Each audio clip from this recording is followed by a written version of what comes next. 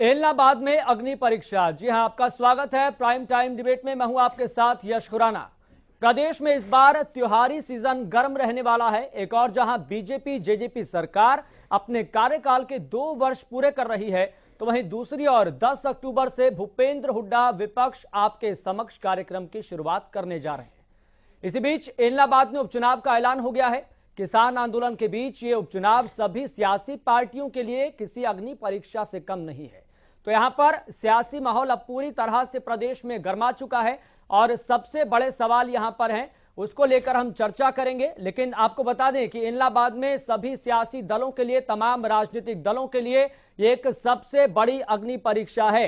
हालांकि आप ये भी समझे कि आज कोई स्थिति 2014 वाली नहीं है, आज कोई स्थिति 2019 वाली नहीं है। आज पूरी तरह से सियासत बदली हुई है, समीकरण भी पूरी तरह से बदले हुए हैं। तो इसी मसले को लेकर हम चर्चा करेंगे। सबसे पहले आपको मेहमानों से तारुफ करवा देते हैं, मुखातिब करवा देते हैं। आपको बता दें हमारे साथ वरिष्ठ पत्रकार महेंद्र सिंह जुड़ गए हैं। सर, आपका बहुत बहुत स्वागत है। धन्यवाद। हरियाणा न्यूज पर। और इसके साथ ही आपको बता दें कि भाकियू के प्रवक्ता अशोक मलिक भी जुड़ गए हैं। सर, आपका बहुत बहुत स्वागत है हरियाणा न्यूज पर। इसके साथ साथ आपको बता दें कि बीजेपी की प्रवक्ता रंजीता मेहता भी जुड़ गई हैं। रंजीता जी, आपका भी बहुत बहुत स्वागत है हरियाणा न्यूज पर। कांग्रेस प्रवक्ता खालिद चहलका भी हमारे साथ जुड़ गए हैं। सर, आपका भी बहुत बहुत स्वागत है हरियाणा न्यूज पर। और इसी के साथ ही नमस्कार यश भाई, इनेलो का पक्ष रखने के लिए प्रवक्ता सुखवंत सिंह भी हमारे साथ जुड़ गए हैं इस चर्चा में। सर, आपका भी बहुत बहुत स्वागत है हरियाणा न्यूज पर। रंजीता मेहता जी, सबसे पहले इस डिबेट की शुरुआत, इस चर्चा की शुरुआत आपसे मैं करना चाहूंगा। कितनी बड़ी अग्नि परीक्षा बीजेपी इसे मान रही है अपने लिए? देखिए यश, मेरा ये मानना है कि जो ये उपचुनाव हो रहे हैं, सबसे पहले दिलचस्प बात ये है कि जिस प्रतिनिधि को वहां से चुना गया था वो बीच मझधार में अपनी जनता को छोड़कर रिजाइन कर देता है अपनी राजनीतिक रोटियां सेकने के लिए। सबसे पहले तो उनको माफी मांगनी चाहिए, क्योंकि जो अतिरिक्त बोझ, जो करोड़ों का नुकसान होता है दोबारा इलेक्शन कराने में, वो अतिरिक्त बोझ उस जनता के ऊपर पड़ा है। और निश्चित तौर पे वहां पे भाजपा की सरकार बनेगी। किस लिए बनेगी? क्योंकि जब जो पहले आम चुनाव होते हैं उस समय लोग अटकलें लगाते हैं कि पता नहीं किसकी सरकार बनेगी। वोटर जो है ट्विस्ट करता है कि पता नहीं क्या होगा क्या नहीं होगा। और दिलचस्प बात यह है कि अगर पिछले आंकड़े उठा के देखें तो मात्र जो डिफरेंस था जीत का वो 12,000 का था। तो बीजेपी और जेजेपी अलग अलग चुनाव लड़े थे, और जो चुनाव लड़े थे जेजेपी को इंडिपेंडेंट 6,500 से ज्यादा वोट आई थी, और जो टोटल डिफरेंस उसको भी ऐड कर लेते हैं, कांटे की टक्कर रहेगी। और इस बार जनता जनार्दन जो है वो विकास के लिए वोट डालेगी, क्योंकि उनको पता है कि भाजपा की सरकार है। और एलनाबाद की जो जनता है काफी वर्षों से इस बात के लिए तरस रही है कि वहां पे भी चौधर आए, और वहां पर भी जो जिस तरीके का विकास रुका हुआ है वो विकास के कार्य जो है वो पूरे भाजपा सरकार के द्वारा हो। इसके रंजीता जी, जो आपने शुरुआत में अपने वक्तव्य रखा, जो जिस बात का जिक्र किया कि आपने दोबारा चुनाव होने जा रहे हैं, माफी मांगनी चाहिए, मुझे लगता है कि कहीं ना कहीं बीजेपी को थोड़ी सी मुश्किल नजर आ रही है, इसमें थोड़ा डर नजर आ रहा है। ये किस बात का डर? मुझे मैं आपको यही तो बता रही हूँ कि पिछली बार जब चुनाव हुआ था उस समय तो अटकलें ये होती है कि पता नहीं कौन सी सरकार जीतेगी, कौन सी पार्टी जीतेगी, कौन अपना जो है मुख्यमंत्री बनाएगा। अब तो लोगों के सामने बिल्कुल क्लियर है। अब लोगों ने 2 साल का भाजपा का कार्य देखा है, काम देखा है, विकास देखा है। सबसे बड़ी अगर मैं बात करूं तो वहां पे जो मंडी है वो बाजरा की मंडी है। आज तक सबसे ज्यादा अगर एमएसपी दिया है तो वहां पर 2250 रुपए बाजरा का भाजपा की सरकार ने दिया है। पड़ोसी राज्यों में वो कर लीजिए, चाहे वो राजस्थान है चाहे वो पंजाब है, 1150 रुपए में बिका है वहां पे बाजरा, और लोगों ने आके हरियाणा में बेचा है। तो ये सबसे बड़ी उपलब्धि है भाजपा सरकार की कि जो इलाहाबाद वाला एरिया है वो भाजपा जो बाजरा के लिए मशहूर है, उसके लिए सबसे ज्यादा अगर किसी ने सौगात दी है तो हरियाणा की सरकार ने दी है। और आज मुख्यमंत्री मनोहर लाल खट्टर जी जिस तरीके से आज इस प्रजा को खुश कर रहे हैं, वहां के किसानों को खुश कर रहे हैं, तो निश्चित तौर पे वहां पे सरकार हमारी बनने वाली है। मैं आपको यही तो डिफरेंस बता रही हूँ कि जीत का जो डिफरेंस था 12,000 वोटों का था, और जेजेपी और भाजपा अलग अलग लड़े थे। उसके अलावा जेजेपी को 6500 वोटें आई थी, तो डिफरेंस कितना रह गया? मात्र 5500 वोटों का। तो आज चलिए, मतलब आप आत्मविश्वास अपना जाहिर कर रहे हैं कि जिस तरह से आपने किसानों को लुभाया, लेकिन एक और प्रदेश में हकीकत आप जानती है ना कि किसान आंदोलन चल रहा है, किसान भीतर से आक्रोशित हैं। लौटूंगा आपके पास रंजीता जी। खालिद चहलका जी से भी एक कमेंट ले लेते हैं कि जो शुरुआती वक्तव्य रखना सभी प्रवक्ताओं को बेहद जरूरी है। तो खालिद चहलका जी वो तो कह रहे हैं कोई मुश्किल नहीं है बीजेपी के सामने, सब आसानी से हो जाएगा, राह आसान दिख रही है, कोई मुश्किल नहीं है, बाजरा का एमएसपी अच्छा मिल रहा है किसानों को। यस भाई, पहले तो मैं भाजपा के प्रवक्ता को पता नहीं वो बाजरा कह रही थी कि भाजपा कह रही थी, कुछ वो खुद उनका आत्मविश्वास खुद का हिला हुआ है। पर चलिए वो छोड़ दीजिए, मैं आपको असली बात बताता हूं कि मसला क्या है कि 1 जनवरी 27 रंजीता जी देखिए इस तरह से बीच में टोका टोकी नहीं, रोक दीजिए, इस तरह से टोका टोकी मेरी चर्चा में तो खास तौर पर कैसी तैसी कर देगी। अपनी बात रखिए, एक एक करके रखिए, दर्शक भी आपको देख रहे हैं। रंजीता जी को मैं जानता हूँ, पूरी डिबेट का आपका नाश कर देगी, 1 घंटा आपका। खालिद जी आप रखिए, देखिए व्यक्तिगत टिप्पणी नहीं, तो मैं कहना ये चाहता हूं कि 27 जनवरी को 27 रंजीता जी मैंने बोला, अभय चौटाला ने इस्तीफा दिया। यस भाई जी, हाँ, इनको रोक दीजिए। मैं कहना चाह रहा था कि जब अभय सिंह चौटाला ने इस्तीफा दिया, उस समय इस्तीफा दिया जब जरूरत क्या थी। देखने वाली बात यह है कि उस समय जब विधानसभा में भी इसके ऊपर चर्चा हम हरियाणा के और विधायक और हरियाणा की सरकार से करने जा रहे थे और पूरे देश में चर्चा इस पर हो रही थी, उस समय जब अभय सिंह चौटाला इसको रोक सकते थे, अभय सिंह चौटाला अपनी आवाज बुलंद कर सकते थे, तो उन्होंने एक साइड से भाजपा को इसमें मदद की, इस्तीफा दिया और एक आवाज जिसका एक पार्टी, जिसकी पार्टी में अकेले वो विधायक और पार्टी की वो आवाज थे अकेले विधायक, तो वो उन्होंने आवाज खुद नहीं खत्म कर दी भाजपा के खिलाफ। ये एक षड्यंत्र था, वो भाजपा को मदद कर रहे थे। अब दूसरी बात उन्होंने कही कि 2 साल का कार्यकाल सरकार ने देखा है, सरकार का कार्यकाल हरियाणा ने देखा। अब कार्यकाल कैसा देखा हरियाणा, ये तो पूरी दुनिया जानती है कि उनका कार्यकाल किस तरह का रहा, कि उनके मंत्री, उनके विधायक लोकल पब्लिक में नहीं जा सकते। और दूसरी उन्होंने एक बात कही कि बाजरा की खरीद पे सबसे ज्यादा एमएसपी दिए। शायद उन्होंने अपनी सरकार, ये अजीब स्थिति है भाजपा के लोगों की कि तैयारी करके नहीं आते। उन्होंने कह दिया कि एमएसपी पे हम खरीद नहीं करने जा रहे हैं, किसानों को बोनस देने जा रहे हैं। ये शायद उनको पता नहीं है, उनको पता होना चाहिए था पहले से इस बात के लिए। एमएसपी पे सरकार खरीद नहीं करने जा रही है, उनको नहीं पता इस बात का नहीं पता। तो अजीब स्थिति है कि भाजपा के लोग आगे भाषण देने, देखिए एक एक करके बात रखिए, उनको मैं आपसे आग्रह कर रहा हूँ, एक बार फिर से अपील कर रहा हूँ, एक एक करके बात रखिए। रंजीता जी मैं आपके पास लौटूंगा, तब खुलकर बोल लीजिएगा, ठीक है खालिद जी, ठीक है रंजीता जी, मैं आपके पास लौटूंगा, बोलने का मौका दूंगा। अभी शुरुआती वक्तव्य है तो एक एक करके बोल लीजिए और अपनी जो बात रखनी है वो रख लीजिए। अब मैं सीधा आऊंगा इनेलो के प्रवक्ता, सीधा उनके पास चलेंगे, सुखवंत सिंह के पास। सुखवंत जी आपका बहुत बहुत स्वागत है। सुखवंत जी, सीधे तौर पर कांग्रेस के प्रवक्ता इनेलो पर आरोप लगा रहे हैं कि भाजपा की मदद की है, उस दौरान इनडायरेक्टली तरीके से मदद की है। हाँ, ये बात भी कहीं ना कहीं सोचनी चाहिए थी कि इस्तीफा देने से क्या हुआ, आवाज बुलंद करते विधानसभा में जाके, लेकिन इस्तीफा दे दिया। दोबारा से चुनाव हो रहे हैं, दोबारा से चुनाव होंगे, अगर कोई दोबारा से मान लीजिए 1 मिनट के लिए भी आप फर्ज कर लीजिए कि इनेलो का ही कोई जीत के आ गया, तो क्या दोबारा से विधानसभा में नहीं जाएंगे क्या? तभी भी तो यही स्थिति होगी ना।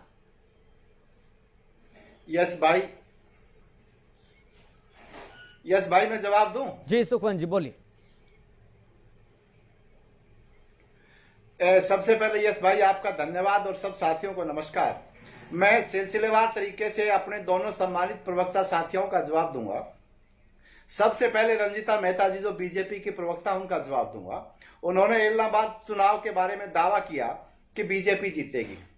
यस भाई, एक हिंदी में एक मुहावरा है कि ये मुंह और मसूर की दाल, और उसका इंग्लिश में रूपांतर होता है कि honey is not made for acid mouth. जिस पार्टी के नेताओं को, जिस पार्टी के कार्यकर्ताओं को हरियाणा प्रदेश की जनता दिखाई देते ही जूते लेकर पीछे दौड़ पड़ती हो, वो लोग इलेक्शन जीतेंगे, इससे बड़ी हास्यास्पद बात हो नहीं सकती है। राजनीति कोई मैथमेटिक्स नहीं है। उन्होंने कहा कि बीजेपी और जेजेपी अलग अलग लड़े थे तभी लड़ गए, कोई मैथमेटिक्स नहीं है। मैं कोई ज्यादा उनको सीरियस तरीके से नहीं लेता। अब मैं अपने कांग्रेस प्रवक्ता की साथी की बात पर आता हूं कि अभय सिंह चौटाला को उस वक्त इस्तीफा देने की आवश्यकता क्या थी। एक बहुत मैटीरियल सवाल है और हरियाणा प्रदेश की जनता को भी ये चीज सुननी चाहिए। यस भाई, जिस वक्त चौधरी अभय सिंह चौटाला ने इस्तीफा दिया, और वो एकमात्र जनप्रतिनिधि है पूरे देश में जिन्होंने किसान की समस्याओं को समझ करके, जो किसान अपने हक हकूक की लड़ाई के लिए इस प्रदेश की राजधानी की सड़कों के चारों तरफ बैठा है, सड़कों पर बैठा है, उसके दुख दर्द को समझने के लिए, उनको नैतिक समर्थन देने के लिए, उनको सह शरीर उनकी लड़ाई सड़क पर लड़ने के लिए हमने इस्तीफा दिया था। अब ये बात कांग्रेस के साथी नहीं समझेंगे। क्यों नहीं समझेंगे कि उनको भी आज किसान की हालत नहीं होती। अगर कांग्रेस की बात सही होती तो कांग्रेस ने सही प्रकार की नीतियां बढ़ाई होती। तो समय सबसे महत्वपूर्ण होता है यश भाई, और चौधरी अभय सिंह चौटाला ने किसानों को समर्थन दिया। उसके बाद से आप किसान आंदोलन में किसानों का उत्साह देखें, उनका मोरल, उनका मानसिक, उनको हर तरीके से संबल मिला है। और किसान आंदोलन उस मोमेंट में क्या था और उसके बाद से क्या हुआ, ये पूरा देश जानता है, प्रदेश जानता है। कांग्रेस को अगर वो ना दिखाई देता हो वो एक अलग विषय है। दूसरी बात यह है कि अब स्थिति क्या है कि अब इलाहाबाद की जो जनता है उससे बातचीत करके हमने इस्तीफा दिया था, और इससे बड़ा सम्मान हो नहीं सकता एक हल्के के लिए कि उनका। लेकिन क्या आपको ये पॉलिटिकल स्टंट नहीं लगता क्या सुखवंत जी, आपको ये पॉलिटिकल स्टंट नहीं लगता क्या कि दोबारा से उसी तरह की प्रक्रिया पे आकर आप खड़े हो जाएंगे? जाहिर सी बात है, मतलब आपने समर्थन में इस्तीफा दे दिया, ठीक उसी तरह से प्रक्रिया अब आएगी। मान लीजिए एक वर्ष के लिए, दोबारा इस बात को मैं कह रहा हूं, एक वक्त के लिए मान लीजिए, सुखवंत जी बात सुनिए, एक वक्त के लिए मान लीजिए कि दोबारा से इनेलो का कोई जो कैंडिडेट है वो जीत कर चले जाता है, कोई भी हो, किसी को भी मनाए, कोई बात नहीं, लेकिन दोबारा से वही प्रक्रिया अपनाएंगे, दोबारा से चुनाव हो रहा है, इनेलो का दोबारा से कैंडिडेट चुनकर जाएगा तो वही प्रक्रिया हो गई ना। तो इसे पॉलिटिकल स्टंट नहीं कहेंगे तो और क्या कहेंगे? किसानों का कंधा है, इनेलो की बंदूक है, साफ तौर पर यहां दिख रहा है। आपको मैं जवाब दूं? जी बोलिए सुखवंत जी। मैं जवाब दूं? जी बोलिए सुखवंत जी, बोलिए। यस भाई, आपको पॉलिटिकल स्टंट लग सकता है एक पत्रकार के रूप में, दूसरे प्रवक्ता और साथियों को लग सकता है, लेकिन यह पॉलिटिकल स्टंट हरियाणा प्रदेश की जनता के नजर में नहीं है। और क्यों नहीं है? मैं ये कहता हूं कि किसान को सड़क पर भी आवश्यकता है, किसान को विधानसभा और लोकसभा में भी आवश्यकता है, किसान को हर जगह आवश्यकता है कि उसके जनप्रतिनिधि उनको समर्थन दे। मैंने पूरी तरह से एक्सप्लेन किया कि जब हमने सड़क पर आवश्यकता थी हम सड़क पर आए। अब लोकतंत्र में यह चीज होती रहती है, दोबारा से चुनाव होंगे तो इंडियन नेशनल लोकदल का प्रत्याशी क्यों ना चुनाव लड़े। और उस प्रदेश, उस हल्के के लोगों का यह सम्मान है कि एक ऐसा व्यक्ति और एक ऐसी पार्टी जो किसान की समस्याओं को सर्वोपरि रखता है। और दूसरी बात, ठीक है सुखवंत जी, मैं आपके पास से लौटूंगा। ठीक है, मैं आपके पास से लौटूंगा। ये विधानसभा में अपनी आवाज उठाने, किसान के ठीक है, भाजपा के प्रवक्ता हमारे साथ है अशोक मलिक जी। अशोक मलिक जी, किस तरह से आप इस उपचुनाव को देख रहे हैं, किस तरह का समीकरण देख रहे हैं? तमाम जो सियासी दल हैं वो अपना अपना दावा ठोक रहे हैं कि हमारा कैंडिडेट जीत कर ही आएगा। फिलहाल भाजपा के प्रवक्ता होने के नाते आप इस उपचुनाव को किस तरह से देख रहे हैं? देखिए खुराना जी, चुनाव की जहां तक बात है वो तो राजनीतिक क्षेत्र में चुनाव तो होते रहते हैं। पहले पिछले साल इन्हीं दिनों में बड़ौदा हल्का का भी चुनाव हुआ था जी, वो तो विधायक जी जो है एक्सपायर हो गए थे, वो था। लेकिन जो आंदोलन, किसानों का जो आंदोलन चला हुआ है, इसमें 31 विधायक कांग्रेस पार्टी के और 1 विधायक इनेलो का, बाकी निर्दलीय और 40 बीजेपी के विधायक। और बीजेपी जो है जजपा के सहारे ये सरकार जो है बनाए हुए है, उसमें पूर्ण बहुमत उसको प्राप्त है। लेकिन एक समय ऐसा आ गया था जिस टाइम के इधर से 26 नवंबर को जो किसान आंदोलन हुआ और दिल्ली के चारों तरफ बैठ गए, एक समय ऐसा आ गया था कि सभी पार्टियों के किसानों ने उनको कहा भाई आप हमारे नुमाइंदे हो, हमारे लिए कुछ करो। अभय चौटाला ने ऐलान किया था कि भाई मैं 26 तारीख तक अगर समाधान हो जाता तो ठीक है, मैं अपने पद से इस्तीफा दे दूंगा। उन्होंने तो अपने पद से इस्तीफा दे दिया अपने कहे अनुसार, लेकिन दूसरी तरफ सरकार पे दबाव बना उनके इस्तीफे से, और जजपा में भी आम जनता का प्रेशर हुआ। जब विधायक अभय चौटाला इस्तीफा दे सकते तो आप सरकार में क्यों हैं? और निर्दलीय विधायकों पे भी दबाव बना आम पब्लिक का कि आप सरकार के साथ क्यों, यानी सरकार जो है उस टाइम अल्पमत में आने को होगी थी। उसी टाइम कांग्रेस की सरकार, ये जो कांग्रेस वाले भूपेंद्र हुड्डा जी ने अविश्वास प्रस्ताव एन मौके पर लेके आए ताकि ये सरकार बची रहे। ये दिखा के उन्होंने, जब ये पता था कि भाई संख्या बल उनके पास नहीं है, उनके पास सिर्फ 31 विधायक हैं, तो उन्होंने अविश्वास प्रस्ताव उस टाइम नहीं लेना चाहिए था। लेकिन वो वाजपेयी के इस्तीफे के बाद अविश्वास प्रस्ताव लाए और सरकार को बचाने का काम कर गए। अशोक जी मानते हैं कि जब उस समय इस्तीफा दिया गया था तब ये पॉलिटिकल स्टंट नहीं था? आप सीधे तौर पर नहीं मान रहे लग रहा है इस बात? नहीं, और भाई राजनीतिक लोग तो राजनीति करेंगे, हो सकता है उनकी तरफ से पॉलिटिकल स्टंट हो, लेकिन उन्होंने किसान आंदोलन में इस्तीफा दिया। किसान आंदोलन में उन्होंने भाई अस्पताल मेडिकल खोले, भाई पानी के लगाए, किसानों की मदद की, हर तरह से मदद की इन्हें अभय सिंह चौटाला ने। लेकिन मैं ये कहना चाह रहा हूं कि कांग्रेस पार्टी भी अगर उस टाइम अविश्वास प्रस्ताव नहीं लाती तो हरियाणा के अंदर मध्यावधि चुनाव होते और ये सरकार का जाना तय था। लेकिन हुड्डा साहब ने सरकार को बचा लिया। रही बात अब इलाहाबाद चुनाव की, चुनाव तो 6 महीने बाद होने, ये चुनाव फिर आ गया। आने के बाद अभय चौटाला, क्योंकि उन्होंने इस्तीफा दिया था तो दोबारा वो उनकी पार्टी का अभय लड़े या किसको लड़ाए, लेकिन किसानों का मत है कि भाई वहां जो समर्थन करे जिन्होंने इस्तीफा दिया है, भाई ऑटोमेटिक बात है किसान तो चाहेगा कि हमारा जो समर्थित उम्मीदवार वहां से जीत के और इस सरकार को जो है मुंह की खानी पड़े, जिस तरह बड़ौदा हल्का में खानी पड़ी। और मैं एक और बता दूं खुराना जी, बड़ौदा हल्का में बीजेपी पार्टी, क्योंकि मेरा हल्का है बड़ौदा, इतने वादे किए थे कि ये कर देंगे वो कर देंगे, लेकिन एक 50 मीटर का टुकड़ा रोड का एक टी पॉइंट है, वहां हर बार एक्सीडेंट होते हैं। सांगी, मिर्जापुर, खेड़ी, छिजाना, मदीना, वहां एक टी पॉइंट बनता है रोड पे और नीचे से ऊपर चढ़ते हैं महम रोड पे, तो मतलब वादे किए और उसको इंप्लीमेंट नहीं किया। वहां 50 मीटर का टुकड़ा भी सरकार ने नहीं बनाया। ठीक है, इसलिए सरकार का लग रहा है कि सरकार को डर है। ठीक है अशोक जी, मैं आपके पास आऊंगा। ठीक, महेंद्र जी हमारे साथ जुड़े हैं, वरिष्ठ पत्रकार हैं। महेंद्र जी, तमाम वक्ताओं को आपने सुना और जिस जिस तरीके से अपने अपने तरीके से अपने अपने नजरिए से उन्होंने अपनी अपनी बात रखी, दावा ठोका कि कैंडिडेट तो हमारा ही जीतेगा। इन सब बातों का निष्कर्ष और इसके साथ साथ आप इस चीज का भी आकलन करिए कि सबसे ज्यादा मुश्किलें किसकी बढ़ने वाली है, सबसे बड़ी अग्नि परीक्षा कौन से राजनीतिक दल के लिए? महेंद्र जी, देखो, देखा जाए तो परीक्षा तो एलनाबाद के मतदाताओं की है जी, सीधी बात तो है ये। मैं 2-3 बातों का यहां जिक्र जरूर करूंगा जी बिल्कुल। जैसा अभी शुरुआत में भारतीय जनता पार्टी की जो प्रवक्ता है रंजीता मेहता जी, उन्होंने दावे के साथ कहा कि हमारा यहां प्रत्याशी जीतेगा। जननायक जनता पार्टी जेजेपी जो है वो सरकार में भागीदार है, हरियाणा की सरकार में, यानी कि भारतीय जनता पार्टी और जेजेपी का गठबंधन है जी। क्या इस बात की घोषणा कर दी गई है कि एलनाबाद उपचुनाव में भारतीय जनता पार्टी और जेजेपी एक साथ चुनाव लड़ेगी या अलग अलग लड़ेगी? पहली बात तो है जी। दूसरी बात यह है कि इंडियन नेशनल लोक दल के जो एलनाबाद से जो विधायक थे अभय चौटाला, उन्होंने इस्तीफा दे दिया था कि किसान आंदोलन के समर्थन में। बिल्कुल। जब आपने इस्तीफा दे दिया तब आपने क्या इस बात की घोषणा की थी कि अगर ये चीजें आगे बढ़ेगी और अगर मान लो किसानों की मांगे नहीं मानी गई तो मैं उपचुनाव में दोबारा नहीं जाऊंगा या हमारी पार्टी जाएगी? बिल्कुल, ये बहुत महत्वपूर्ण पॉइंट है ना। तो ये मतलब आप इन चीजों को आप छिपा नहीं सकते, आप इन सवालों से बच नहीं सकते। मेरा सवाल यह है कि इंडियन नेशनल लोक दल ने जब किसान आंदोलन के पक्ष में इस्तीफा दे दिया तो अब वो इस उपचुनाव को लड़ने कैसे जा रही है? बिल्कुल सही बात, सीधी बात यह है। अब रंजीता जी, आपसे एक दूसरा सवाल, जब हरियाणा विधानसभा के 2 साल पहले चुनाव हुए थे तो एक नारा दिया था, अब की बार 75 पार। सबको पता है उसका क्या हश्र हुआ जी। बड़ौदा उपचुनाव में क्या हश्र हुआ यह किसी से छिपा नहीं है। मेरा स्पष्ट कहना है अब समय आ गया है कि राजनीतिक दल, उनके नेता, उनके प्रवक्ताओं को जिनका आपको वोट चाहिए उनसे तो सच बोलिए जी। नहीं बोलना चाहिए सच।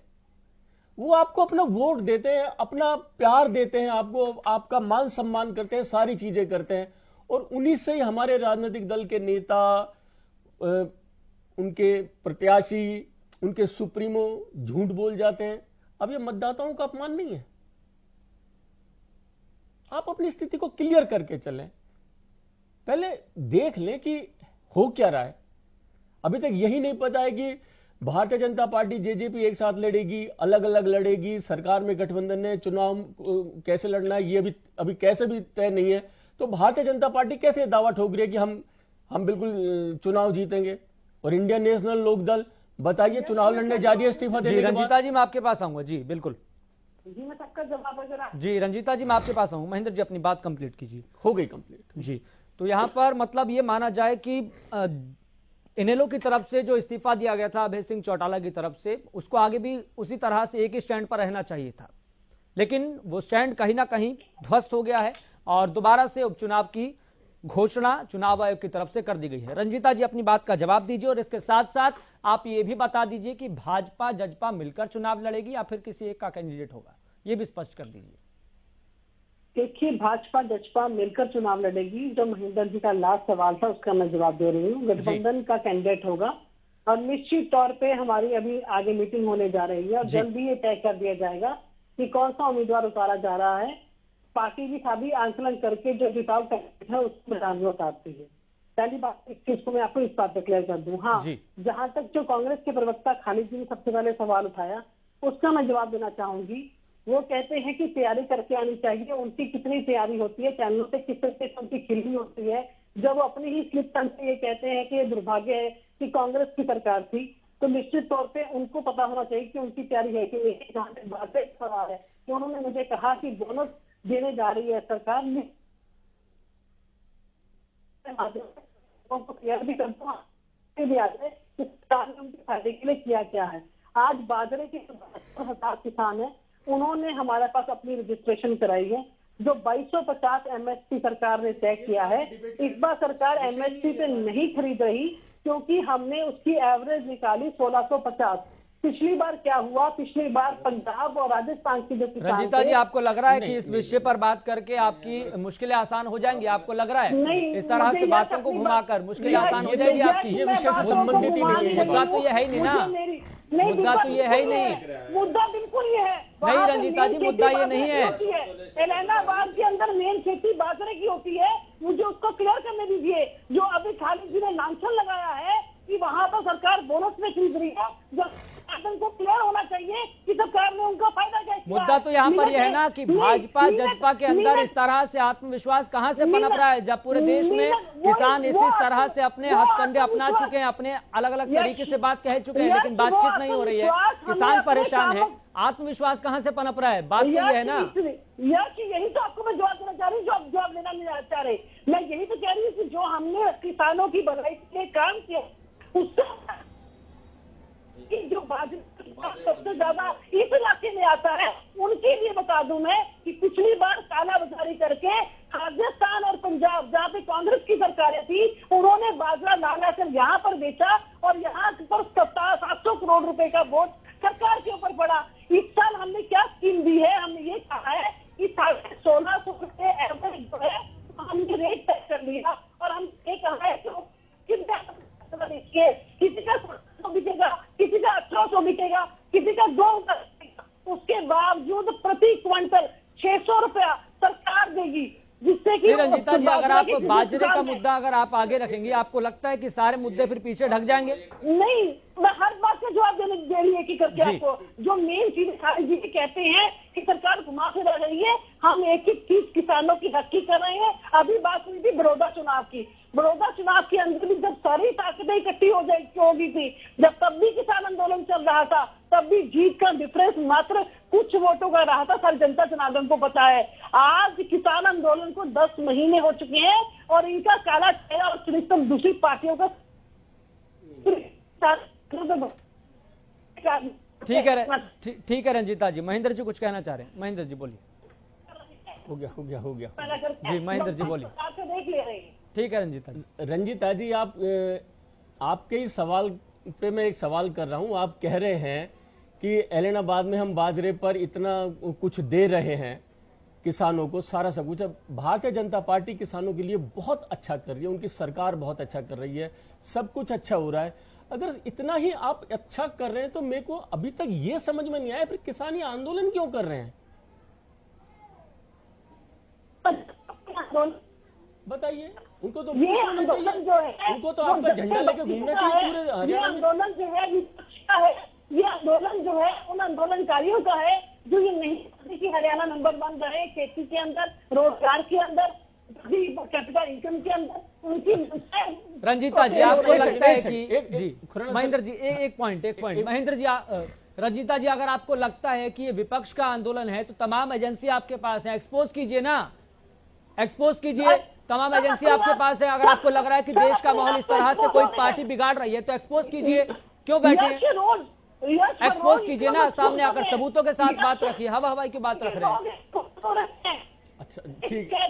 हाल ही में वीडियो आई है जैसी। जिसके अंदर वो अपने आप नहीं है, चिंता मत करिए, आपको सबसे ज्यादा गन्ना भी देंगे, गन्ने का रेट भी देंगे, और उसी तरफ आप यूपी के अंदर एक भी टोल बंद नहीं करते। अरे नहीं, यूपी के अंदर रंजीता आप जी, चुनाव लड़ते हैं और जी, महेंद्र जी, बोलिए। करते हैं, एक तो मिनट।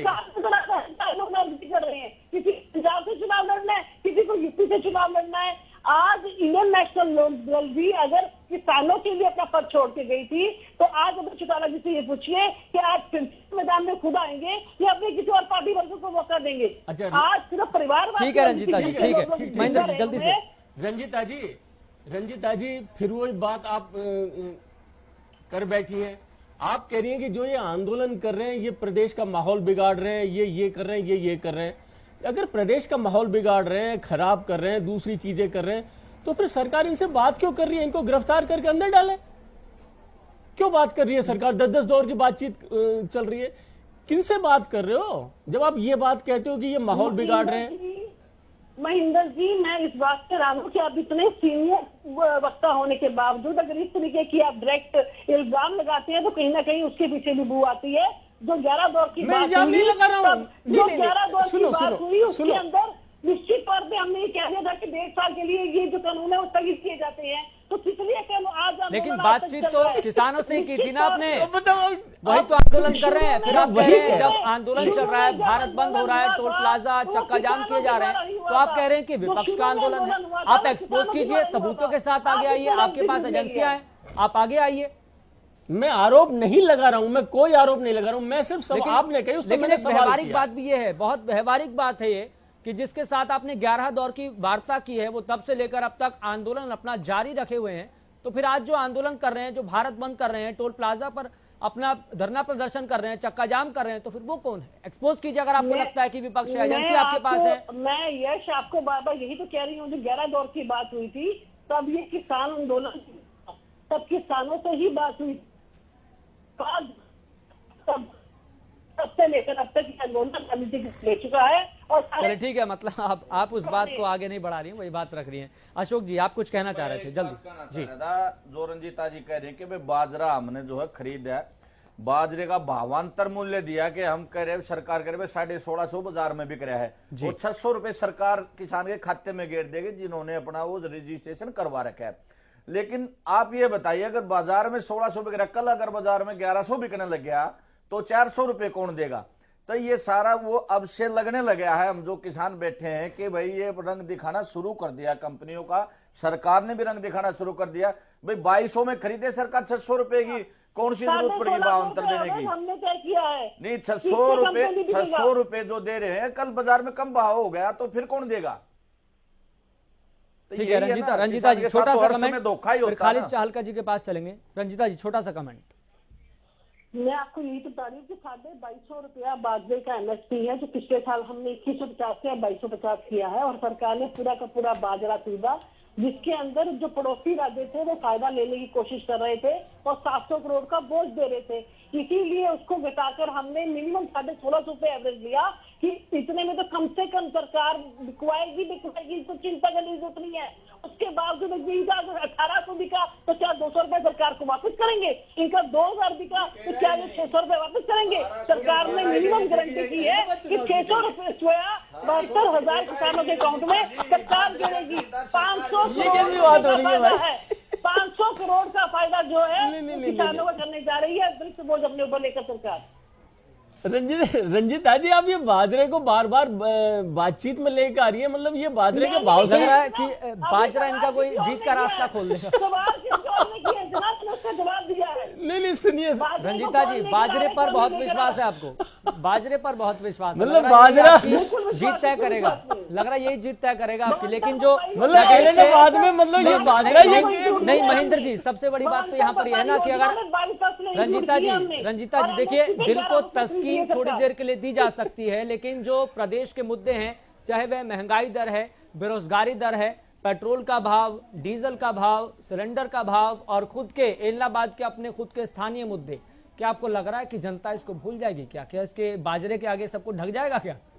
मैं आपको ये तो बता रही हूँ, तो आज पेट्रोल और डीजल का जो आप बार बार अपने वक्तव्य में बाजरे का जिक्र कर रहे हैं, लग रहा है बाजरा आपकी राय। हाँ कौन है जिम्मेदार? जिन्होंने ऑयल बॉन्ड बांटे, वो जिम्मेदार है। 2026 तक सरकार जो है चला ब्याज पे कर रही है। आज उनके मुंह से काला चेहरा उतर चुका है। आज डीएपी खाद का जो कट्टा है, जो पूर्ववर्ती सरकारों ने अपने टाइम में 400 से 1150 किया, हमने 7 सालों में 50 रुपए भी बढ़ने नहीं दिया, क्योंकि ये सारा वोट सरकार ले रही है। जनता जनार्दन आज आंकड़ों पे बात करती है। आज सबसे ज्यादा सरसों और सूरजमुखी का अगर रेट मिला है, ठीक है, तो ठीक है, हरियाणा ठीक है रंजीता जी, ठीक है, आज 80 ठीक है। लाख मैट्रिक टन अगर फसल खरीदी गई है, ठीक है तो रंजीता जी, हरियाणा ने ठीक। खरीदी है। आज 11 फसलें अगर कोई खरीद रहा है तो हरियाणा खरीद रहा है। भगवंतर बर्बाद योजना में 22 फसलें अगर खरीदने की है तो हमने की है। ठीक है रंजीता आज जी, जनता लग रहा जनार्दन है को ये किसान जो है। आत्मविश्वास बहुत ज्यादा है बाजरे पर आपको। ठीक है, ठीक है, ठीक है।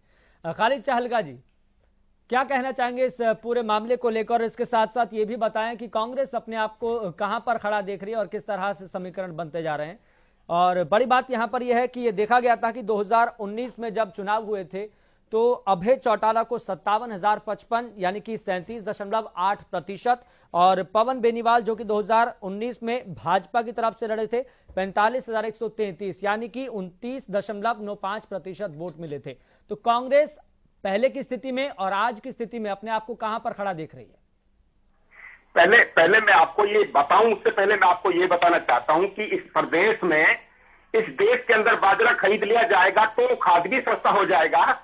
इस प्रदेश के अंदर बाजरा खरीद लेगी भाजपा तो डीजल पेट्रोल सस्ता हो जाएगा। इस प्रदेश के अंदर अगर भाजपा बाजरा खरीद लेगी तो इस प्रदेश के अंदर किसान आंदोलन खत्म हो जाएगा। ये भाजपा पर उनको सीरियस लेना बहुत अपना टाइम खराब करने की बात होगी। आपको बताना चाहता हूं कि जो लोग एक दूसरे के लिए कहते थे यस भाई हम आपको जमुना पार करके आएंगे और हम 70 के पार जाएंगे, दोनों सुनिए रंजीता जी देखिए बीच में मत बोलिए, रंजीता जी बीच में मत बोलिए, एक एक करके अपनी बात रखने दीजिए तमाम वक्ताओं को। रंजीता जी आपसे आग्रह है, एक एक करके बात रखने दीजिए। देखिए आपने बाजरे पर बहुत बल दिया है, बाजरे पर आपने बहुत बल दिया है। मैं आपके पास आऊंगा, आपके पास आऊंगा मैं, आप अपनी बात रखिएगा। खालिद जी अपनी बात कंप्लीट कीजिए। हम उसको ये कहकर खुश कर देते कि हमने सारा बाजरा खरीद लिया आपने और हम संतुष्ट, आप चुप रहिए जी। तो कहने का सेंस है कि जो 70 और जमुना पार की पार करते थे यस भाई, वो लोग दोनों एक साथ चुनाव में जाते हैं तो दोनों के दोनों जो पिछली बार जीतने वाले प्रत्याशी को वोट मिला, दोनों को दोनों उसको क्रॉस नहीं करते हैं। अब अभय सिंह चौटाला जी का जहां तक बात है, हमारे साथी एनएलडी के प्रवक्ता कह रहे थे कि एकमात्र जनप्रतिनिधि थे जिन्होंने किसानों के हक में इस्तीफा दिया। लेकिन उनको ये भी समझना चाहिए, उनको ये भाई इनको रोक लो, मेहरबानी आप लोगों की, इनको रोक लो। रंजीता जी देखिए एक एक करके इनको रोक लीजिए। रंजीता जी देखिए आपको बहुत बार बोलने का मौका दिया लेकिन आप एक ही बात पर रही, बाजरे की। आपको बहुत बार बोलने का मौका दिया। हाँ, खालिद जी अपनी बात करिए। बाजरा सारा खरीदा जा चुका, आप रुक जाइए। तो कहने का सेंस ये कि आईएनएलडी अगर उस चुनाव में जाती है तो एक विधायक जीतने के बाद फिर उसी विधानसभा में जाएगी, जैसे हमारे साथी महेंद्र जी कह रहे थे। तो उसका हल क्या हुआ, उसका फायदा क्या हुआ? आपने क्या दिया हरियाणा के लोगों को? मात्र एक स्टंट किया और फिर जब चुनाव में चले गए।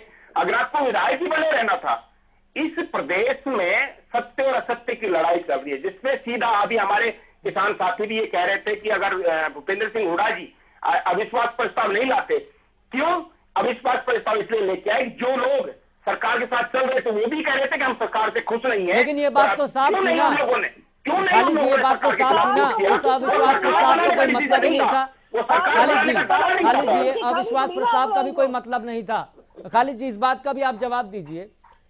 जिस तरीके से अब समीकरण बनते जा रहे हैं, ऐसे में आपको लग रहा है कि इनेलो के इस गढ़ को जो कि 2000 से लेकर अब तक बना हुआ है, तो ऐसे में कांग्रेस के लिए आसान होगा क्या? या फिर कांग्रेस भी किसानों के कंधों पर बंदूक रखकर चलाएगी और अपनी सियासी जमीन तैयार करेगी? नहीं, ये बात अगर मीडिया इस बात को कहता है कि किसानों के कंधे पे बंदूक रखी जा रही है, तो ये इस देश के लिए दुर्भाग्य है। इस देश का चौथा स्तंभ अगर किसानों की बात का, किसानों के पूरे संघर्ष का ये मजाक उड़ाता है कि उनके कंधे पर रख के कोई बंदूक चला रहा है, तो इस देश के लिए बड़े दुर्भाग्य की बात है। नहीं, जमीन किस तरीके से तैयार की जाती है सबको जानता है, सबको ही जानता है जमीन किस तरीके से तैयार की जाती है।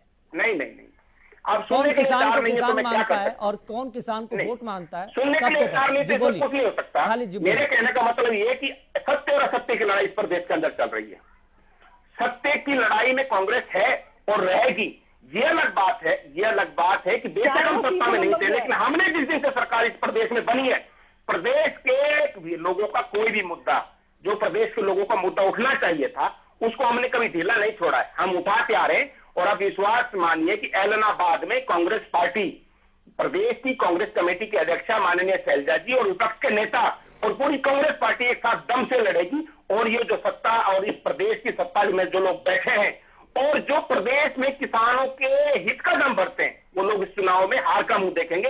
ये आप भी देखेंगे और पूरा प्रदेश देखेगा। ठीक है सुखवंत जी, खालिद साहब आपकी यहाँ पे सहमति हो जाएगी। चलिए रंजिता जी आप छोटा सा कमेंट कीजिए जल्दी। आपका बाजवा खरीद लिया गया। खालिद जी देखिए, रुकिए खालिद जी रुकिए, रंजिता जी छोटा सा कमेंट। का होगा, वो कैंडिडेट हुड्डा जी का होगा, वो कैंडिडेट कांग्रेस का होगा, तो कैंडिडेट रणदीप सुरजेवाला का होगा। आपके पास सेंस नहीं है, आपके पास सेंस नहीं है, आपके पास सेंस नहीं है, बात करने के लिए पास देखिए व्यक्तिगत टिप्पणी नहीं, आपके पास जानकारी व्यक्तिगत टिप्पणी नहीं, मुद्दे पर रही है, विषय पर रही है। कोई जरूरी बात नहीं है, नजर आ रहे हैं पिछली बार आपको सीरियस लेना कोई जरूरी बात नहीं है। अगर आपको सीरियस लेना, खालिद जी देखिए, अगर आप अपेक्षा करते हैं कि दूसरे वाला आपके बीच में कोई खलल ना डाले तो सामने वाला भी आपसे मैं तो पहले से कह रहा हूँ, एक एक करके बस शांत। रंजिता जी अपनी छोटा सा कमेंट दीजिए जल्दी से। यश पिछली बार ये तीसरे नंबर पे आए हैं और इनकी पार्टी में इतनी अंतर कला है कि यही फाइनल नहीं हो पाता कि कैंडिडेट कौन उतारेगा, क्योंकि हर एक इंसान अपनी चुनाता है। ये कैंडिडेट शैलजा का उतरेगा या हुड्डा का उतरेगा या रणदीप सुरजेवाला का उतरेगा या कांग्रेस पार्टी का उतरेगा, कि सोनिया गांधी का उतरेगा कि राहुल गांधी का उतरेगा। ठीक है, इस बात को लेकर सवाल ले लेंगे।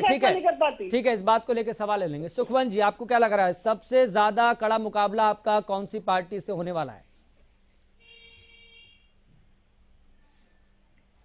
देखो यश भाई, कांग्रेस के प्रवक्ता साथी ने भी कहा कि हम बहुत दम के साथ चुनाव लड़ेंगे, यानी कि उन्होंने मान लिया कि वो लड़ाई में कहीं नहीं है। बीजेपी की जहां तक बात है, वो पूरे प्रदेश में उनकी हालत, आप बहुत सम्मानित प्रवक्ता पत्रकार साथी हैं, आपके पास सारी स्थिति दम के साथ लड़ने का और मेरे इसी स्टेटमेंट में आपके सवाल का जवाब छुपा है कि हमारे साथ मुकाबले में कौन होगा। हमारे साथ मुकाबले में कोई नहीं है। आपने खुद भी कहा कि 2000 से लेके ये इंडियन नेशनल लोकदल का गढ़ है, चौधरी अभय सिंह चौटाला का गढ़ है। तथ्यों को सामने रखना चाहिए, कोई बात में मुकाबले में कोई बीजेपी अपनी बेकायदगियों की वजह से और किसानों की जमीन को छीनने के लिए कानून लाने की वजह से हमारे साथ मुकाबले में नहीं है। और कांग्रेस के साथी तो वैसे ही इतने आत्मविश्वास में नहीं है, वो तो सिंपल ये कह रहे हैं कि हम चुनाव दम से लड़ेंगे। उनको खुद उनके प्रवक्ता ने क्लियर कर दिया। दूसरी बात मैं एक बात और क्लियर कर दूं, अभी महेंद्र सिंह जी ने नहीं लड़ना चाहिए क्या कि वो आपके लिए चुनाव छोड़ देना चाहिए? देखिए मैं उनके सवाल पे लौट के आता हूं, एक बार इनको रोके तो मैं जवाब दूं। जी सुखवंत जी बोलिए। मैं नहीं बोल रहा। महेंद्र सिंह जी ने कहा कि वो चुनाव क्यों लड़े। अब यस भाई, मैं बार बार ये कहता हूं, मैंने पहले भी ये कहा है कि जब किसानों को सड़क पर लड़ाई की आवश्यकता थी, हम सड़क पर उनकी लड़ाई के लिए आए।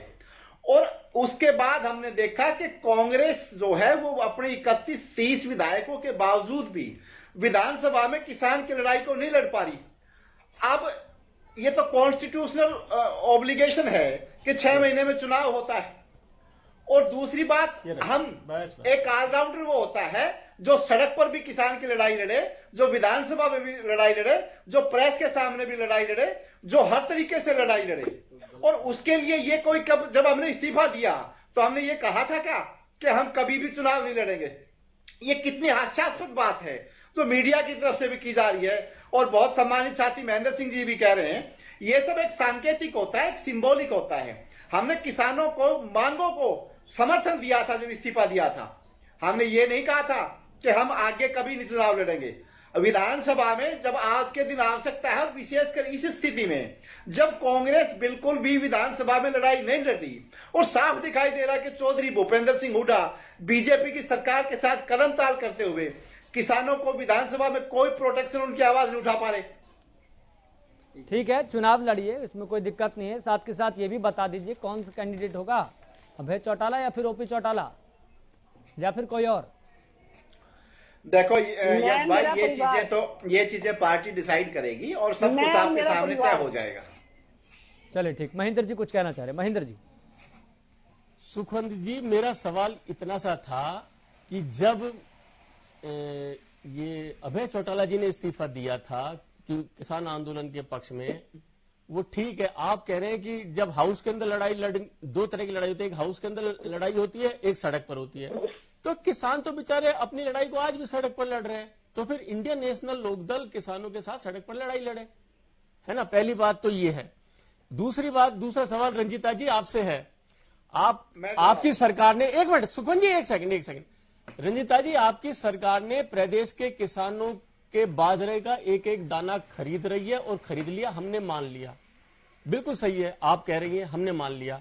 मेरा सवाल यह है अब दूसरा, जब आप इतना ही सरकार इतना अच्छा कर रही है तो एक जानकारी ये भी दे दीजिए प्रदेश के लोगों को कि ये जो कोरोना पीरियड में जो लोगों की नौकरी चली गई, रोजगार चला गया, इतनी बुरी स्थिति में अवाम आ गया, तो ये 5 साल का तो आंकड़ा छोड़ दीजिए, कोरोना पीरियड का ये बता दीजिए कि प्रदेश सरकार की ऐसी कौन सी नीति, योजना, कार्यक्रम थे जिसके अंतर्गत कृषि के क्षेत्र में बेरोजगार युवाओं के लिए रोजगार सृजित किया गया और कितने बेरोजगार युवाओं को रोजगार हरियाणा की सरकार ने दिया।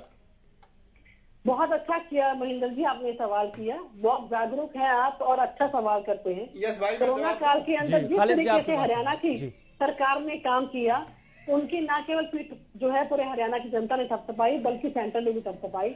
जिस तरीके के हालात थे, जिस तरीके के आंकड़े जो आसपास के, चाहे वो पड़ोसी राज्य हैं, चाहे वो राजस्थान है, चाहे वो यूपी है, चाहे वो पंजाब है, पूरा का पूरा बोझ जो था हरियाणा के ऊपर था, तो साफ लगता सबसे बड़ा कारण था दिल्ली। उसके बावजूद हमने अतिथि देवो भव के तहत न केवल हरियाणा की जनता को सुरक्षा पहुंचाई, बल्कि जितने अतिथि यहाँ पर आकर अपना इलाज करा रहे थे उनको भी इलाज देने का काम मनोहर सरकार ने किया। जिस तरीके से मात्र 24 घंटे के अल्टीमेटम के अंदर हमने 500 के बेड जो है वो तैयार किए और नहीं रंजीता जी एक मिनट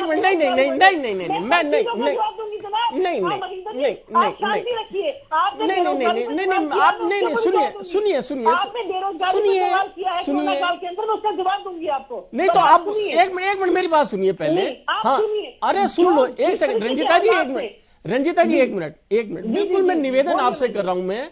आप हम है ना सीधे कम टू द पॉइंट। अब ये इतनों को ये मतलब इनका कोई मतलब नहीं है, सीधे कम टू द पॉइंट।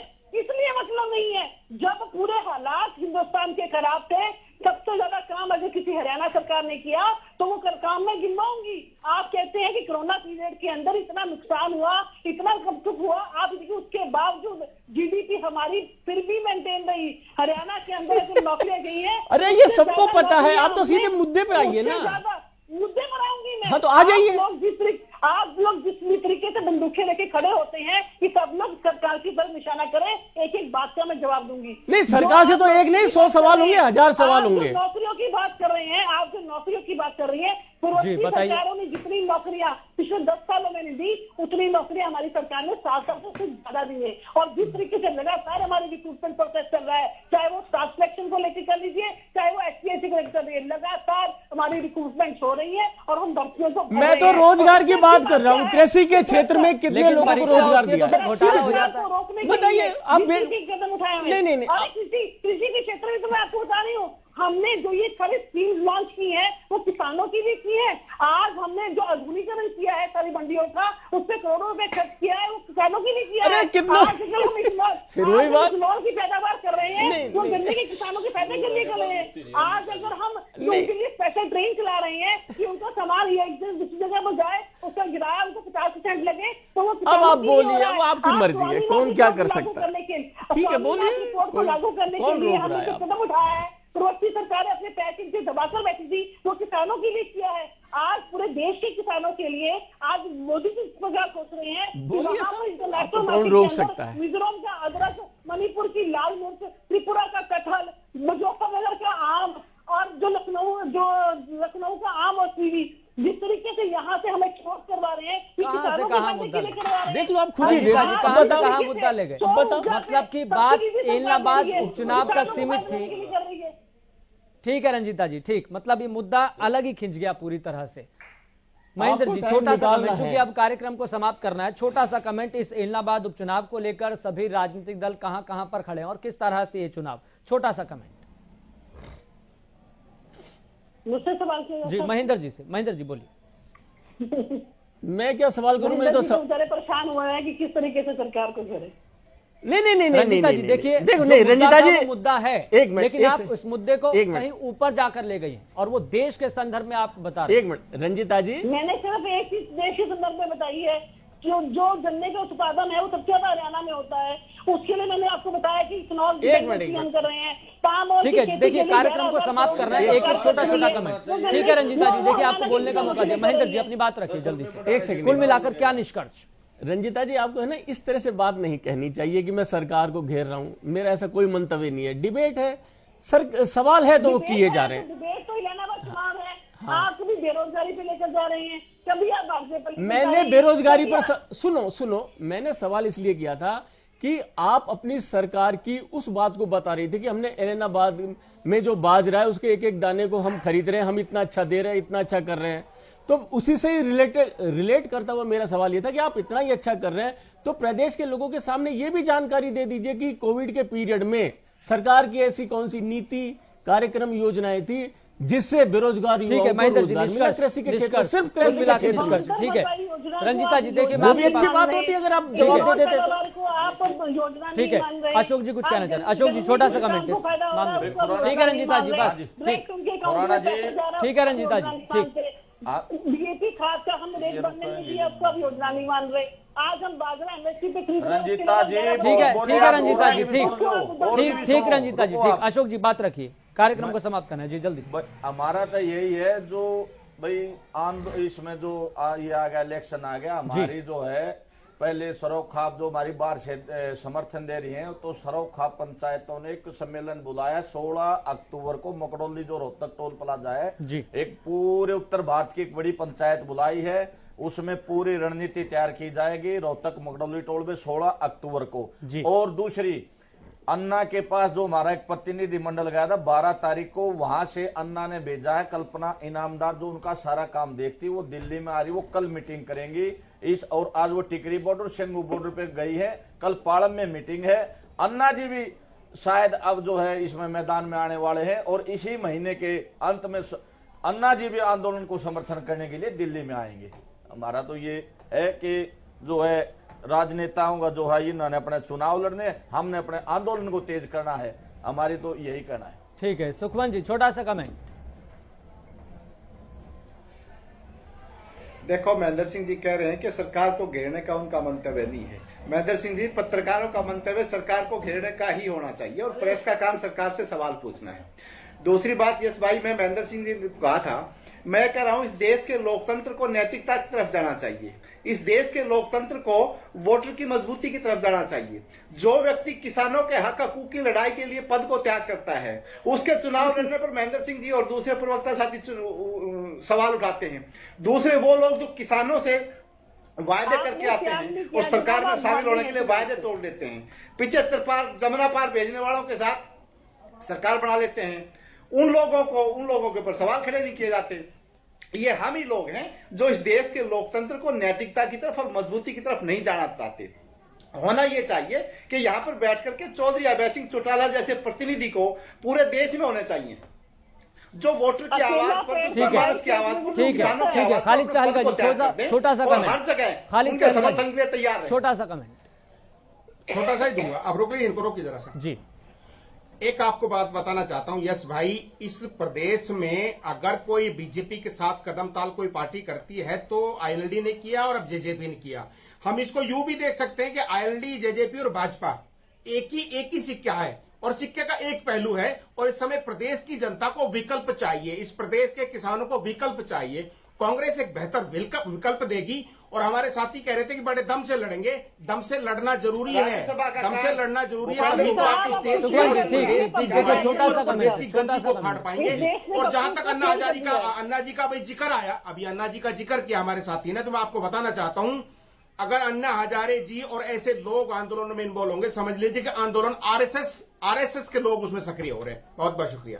चलिए खालिद जी, बहुत बहुत शुक्रिया इस चर्चा में जुड़ने के लिए, पक्ष रखने के लिए। सुखवंत जी, आपका भी बहुत बहुत शुक्रिया इस चर्चा में जुड़ने के लिए और सभी मेहमानों का बहुत बहुत शुक्रिया इस चर्चा में जुड़ने के लिए। लेकिन बड़ी बात यहां पर यह है कि तमाम सियासी दल, तमाम राजनीतिक पार्टियों की तरफ से अपने अपने दावे हैं और अपना अपना नजरिया है, लेकिन हर चीज जनता जनार्दन पर छोड़नी चाहिए, चूंकि लोकतंत्र की जनता जनार्दन माई बाप होती है। और यही तय करेगी कि इस एलनाबाद उपचुनाव में सरताज कौन होगा और चारों खाने चित किसको करना है।